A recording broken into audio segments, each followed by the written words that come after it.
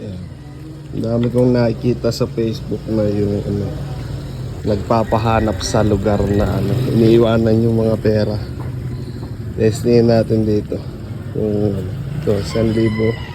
Pauna na lang kayo mga boss. Ito yung lugar. Ayan. Ayan yung lugar na pag-iwanan natin.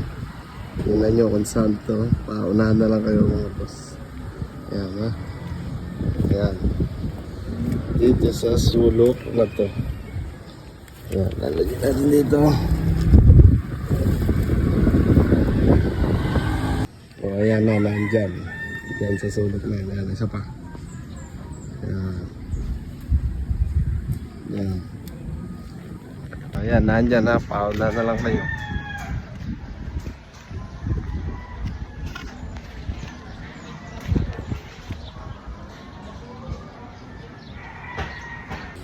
Wag na pala. Nangihinayang ako. Wag na.